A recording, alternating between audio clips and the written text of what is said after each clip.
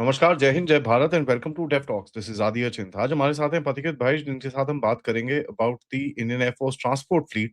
ना तक की that we will also talk about the fact कि हम लोग सिविलियन एयरक्राफ्ट जो मीडियम रेंज एयरक्राफ्ट है, उसके ऊपर भी काफ़ी चीज़ें मूव कर रही हैं।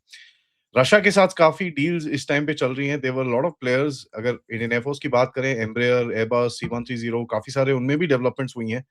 And of course civilian aircraft की तरफ बात करें तो there is a huge leaning which we can see towards the Sukhoi का जो फ्लीट है। उसके अंदर 2-3 एयरक्राफ्ट के बारे में बात चल रही है इस टाइम पे and all are supposed to be make in India.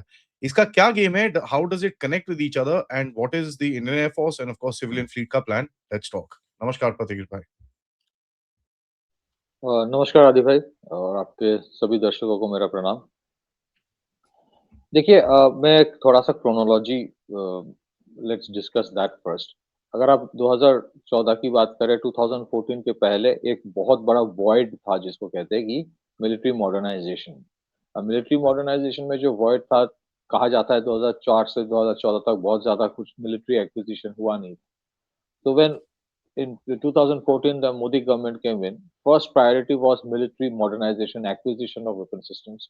बहुत सारे वेपन सिस्टम्स बाहर से खरीदे गए थे, चाहे वो अटैक हेलीकॉप्टर्स हो, मिलिट्री लॉजिस्टिक्स हेलीकॉप्टर्स हो, मिसाइल्स हो, बहुत सारे जॉइंट डेवलपमेंट शुरू हुआ, लॉट ऑफ थिंग्स हैपन। फिर उसके बाद आपका सेकंड ऑब्जेक्टिव होता है logistics agreement with other countries. उसमें बहुत सारे डेवलपमेंट हुई। इनफैक्ट यूनाइटेड स्टेट्स के साथ एग्रीमेंट के बाद MTCR missile technology control regime और लेमोआ बहुत सारे logistics agreement with other countries भी हुआ।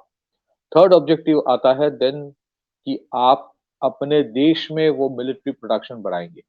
उसमें बहुत सारे प्रोबेबली एक नेगेटिव लिस्ट जो बनाया गया था, नेगेटिव इंपोर्ट लिस्ट, उसमें हजारों के तादाद में वेपन सिस्टम्स और कंपोनेंट्स था। उसमें से बहुत सारे चीजों में प्रोफिशिएंसी सेल्फ सफिशिएंसी हुई है, बहुत सारी चीजों में अभी भी वर्क इन प्रोग्रेस है।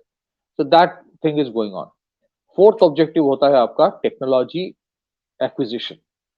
That is not an easy thing to do क्योंकि कोई भी देश टेक्नोलॉजी आपको इजीली नहीं देगा। तो वहां पे what you try to do is to कि आप एकदम व्हाइट शीट से नया शुरू करेंगे। जैसे आम का फिफ्थ जनरेशन फाइटर एयरक्राफ्ट का जो इंजन है उसमें साफरान और डीआरडीओ का एकदम it is happening from ground zero, मतलब नई तरह से नया इंजन होगा जहां पे प्रोप्राइटरी जो राइट्स होगा वो दोनों प्लेयर्स की होंगे। ना आपके कुछ जिसको कहते हैं इनऑर्गेनिक एक्विजिशन आपको करना पड़ेगा टू लीप फ्रॉग, जहां पे you can not wait for something to be developed in India for the next 10 years। आपको लीप फ्रॉग करने के लिए इनऑर्गेनिक एक्विजिशन की एग्जिस्टिंग कुछ चीज है उसको मैं हासिल कर लूंगा। अब वो फ्रॉम वेस्टर्न कंट्रीज थोड़ा आसान नहीं है।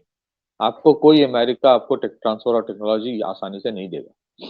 आप फ्रांस के साथ जो भी करेंगे विच इज पॉजिटिव, उसमें इंडिया के एरोस्पेस इंडस्ट्री डेवलप कर रहा है, बट टू प्रिज्यूम कि पूरे टेक्नोलॉजी कोई भी चीज में कोई दे देगा, there are challenges. Now when it comes to Russia, what is the condition of Russia? Russia के साथ हमने तेल जो लिया था उसका सबसे बड़ा कारण ये था कि रशिया का जो है इकोनॉमिक सिचुएशन ऐसा था कि they were willing to give us at a discount and we capitalised on that. Similarly when it comes to उनके जो मिलिट्री इंडस्ट्रियल कॉम्प्लेक्स है, उनके जो वेपन सिस्टम्स है, उनके जो एयरक्राफ्ट है, उनके सिविल मिलिट्री फ्यूजन बहुत हाई लेवल का है क्योंकि कोई भी एक एयरक्राफ्ट है, एक टर्बोप्रॉप एयरक्राफ्ट, उसका सिविलियन एप्लीकेशन भी होगा, उसका मिलिट्री वर्जन भी अच्छी तरह से है।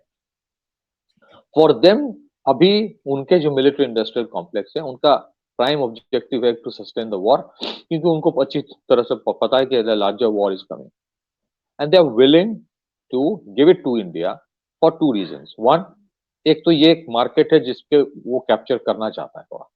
सेकेंड, अगर इंडिया में उसका सेकेंड प्रोडक्शन बेस होता है, it helps the Russians as well for a global market, क्योंकि रशिया में बनाएंगे तो उसका सैंक्शन वैंक्शन आ जाता है। For India, it is a very, very unique opportunity. Agar I am not part of the government, I am not part of Ministry of Defense, but if I were there, I would have thought कि देखिए Russia के ऊपर sanctions है, it is a challenge, but it is an opportunity for us also. They will give us certain things which others will not give. ठीक है. So if we had discussed, अगर आपको याद है उस दिन जो हम लोग बात कर रहे कि हमारे की जो सिविलियन जो एविएशन इंडस्ट्री है, इसमें सबसे बड़ा प्रॉब्लम यह है कि आपके शॉर्ट हॉल फ्लाइट्स के में इंडिजिनस आपके कोई प्लेन्स तो है ही नहीं, वो 19 सीटर वाला है। सो इंडिया के अभी जो expansion in the civilian aviation sector होगा, ज्यादा से ज्यादा जो आपके रिक्वायरमेंट है, that will be in the 60 to 80 passenger capacity carrying, उस कैटेगरी में होगा। वहां पे आप अगर बोइंग 737 या एयरबस A320 खरीदेंगे, आपके लिए वो वायबल नहीं होता। नाउ हाँ, आपके पास एटीआर वाला ऑप्शन है, एटीआर काफी लोगों ने इस्तेमाल किया है। टर्बो प्रॉप्स आर जो वो होता है ना, प्रोपेलर ड्रिवन होता है, they are far cheaper, far fuel efficient than a jet plane, कहा जाता है। So I think this is a great opportunity for India, not just कि हाँ मेरे पास टेंडरिंग कर रहा हूँ, ये ऑप्शन है वो ऑप्शन है, जिसका लो कॉस्ट होगा वो मैं लूंगा। No, it's not like that. It is about, it helps you to leapfrog to a different dimension all together. क्योंकि आप जितना भी कोशिश करोगे, एयरबस एंड बोइंग वो बहुत पैंतरेबाजी करेंगे before they set up an assembly in India. Assembly भी करेगा तो इस तरह से करेगा कि आपके हाथ में कुछ आएगा ही नहीं। है तो this is not wrong, this is business, ऐसे ही चलता है। But if there is a country जिसके जो आपको देना चाहता है, आई think this is a great opportunity for us. हाँ, उसमें एक जो हुआ है इन द लास्ट से 5-6 years, बहुत सारे कंपनीज जो रशिया के, इंक्लूडिंग द एविएशन सेक्टर में जो कंपनी, जो सुखोई का जो सुपरजेट 100 है, या जो IL-114 है, ये दोनों पर्टिकुलर पर्टिकुलर ये दोनों प्लेन को एरो एरो जो एरो इंडिया होगा ना 2026 में, उसका नाम शायद विंग्स इंडिया दिया गया, या फिर विंग्स इंडिया कोई और भी है शायद, तो उसमें they are going to project it. तो उसमें क्या हुआ है, अभी बहुत सारे उनके कंपोनेंट्स वेस्टर्न कंपोनेंट्स हुआ करता था, बहुत सारे एवियोनिक्स भी। तो अभी in the last 5 years because of sanctions, इन लोगों ने धीरे धीरे सारे कंपोनेंट्स को हटा के रशियन कंपोनेंट्स कर दिया। When it comes to the testing कि वेदर इट इज वायबल और नॉट, ठीक ठाक है कि नहीं, एयर सेफ्टी, आप वो टेस्टिंग कीजिए, बट लुक, और उसमें आप डेवलप कीजिए। But this is a unique opportunity to acquire a technology जो कोई और आपको देगा नहीं।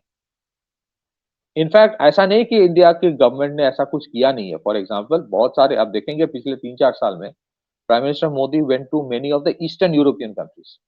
ईस्टर्न यूरोप में बहुत सारे नीश टेक्नोलॉजीज होते हैं, जो इतने हाई प्रोफाइल बड़े बड़े कंपनीज नहीं है, लेकिन नीश टेक्नोलॉजीज है बहुत सारे एरियाज में। And I think many of them have started operations in India, joint venture में प्रोडक्शन हो रहा है।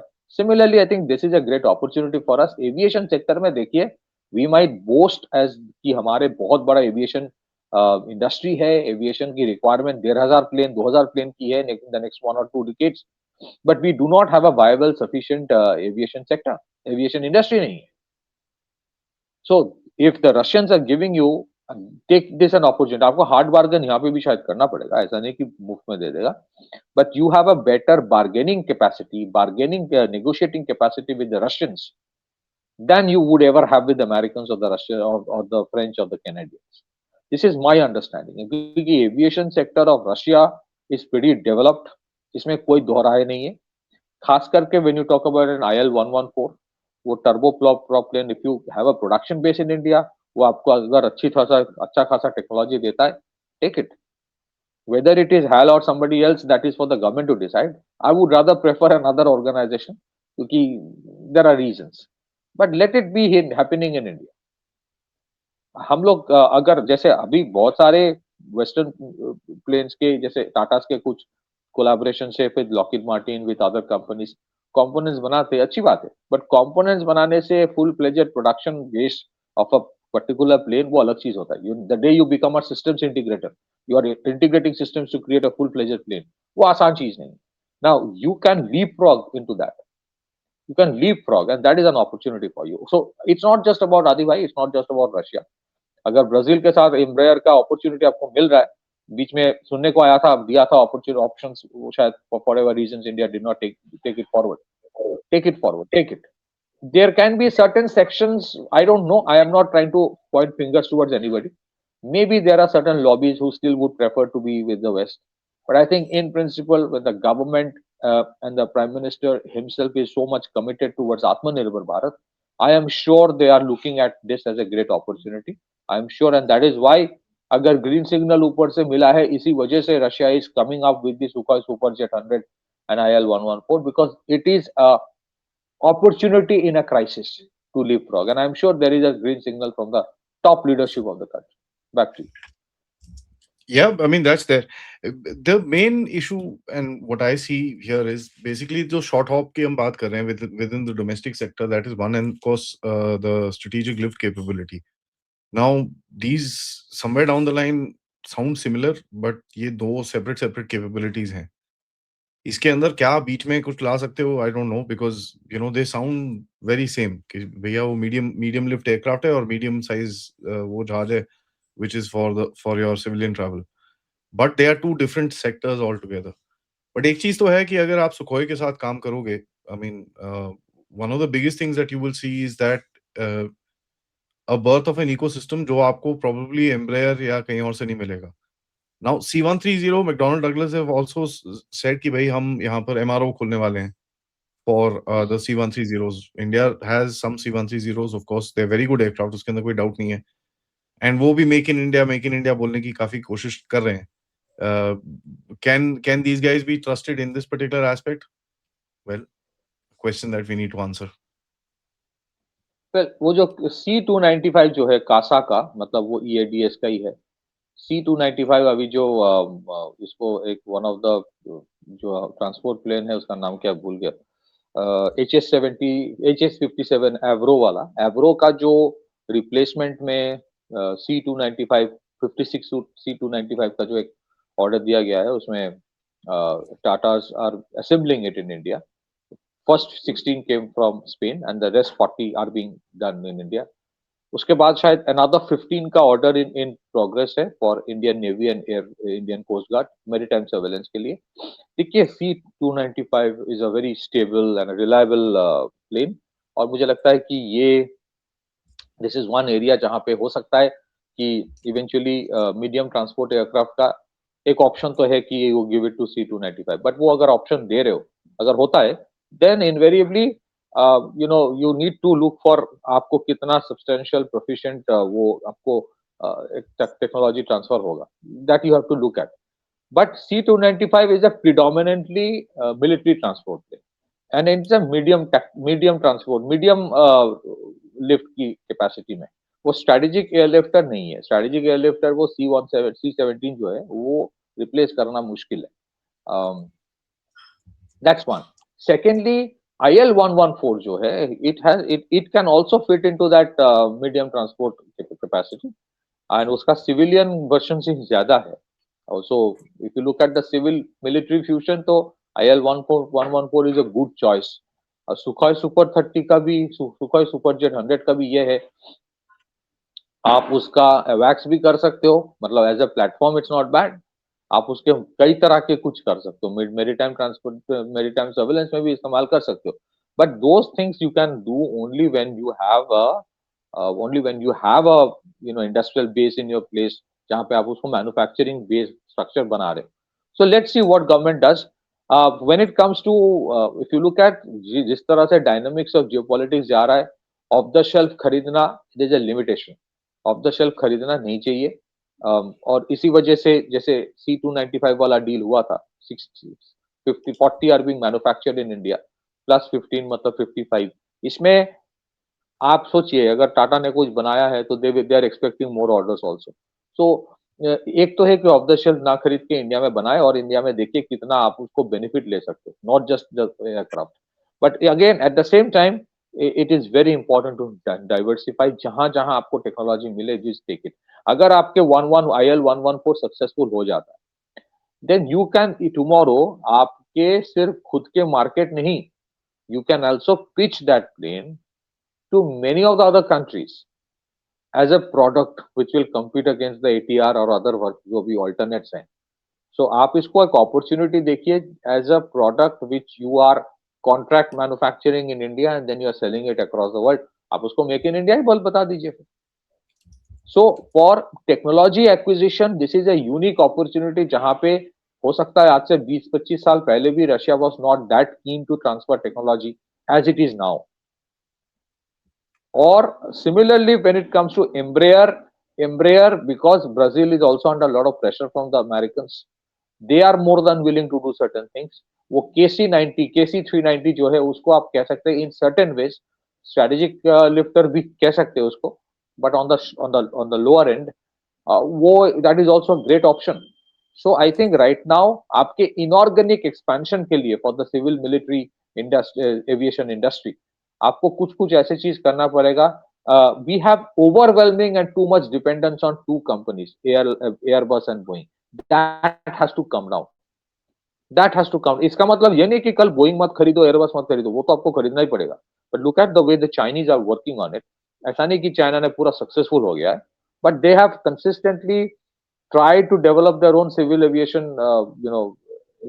industry, even while procuring Airbus and Boeing. और वो कंडीशन भी दिया था कि तुम्हें एमआरओ और असेंबली यहाँ पे करना पड़ेगा.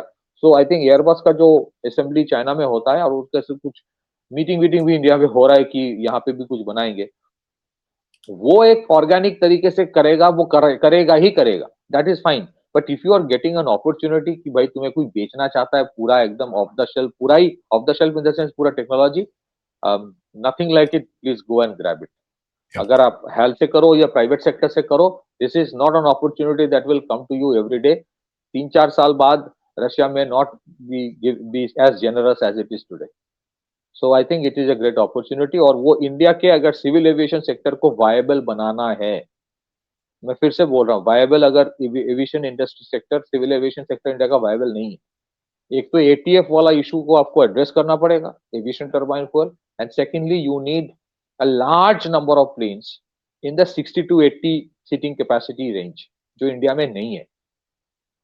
आप बोइंग 737 आई रिपीट, उससे आपको शॉर्ट हॉल में नहीं होता. So this is an opportunity. Let's see what happens beyond this. Back to you.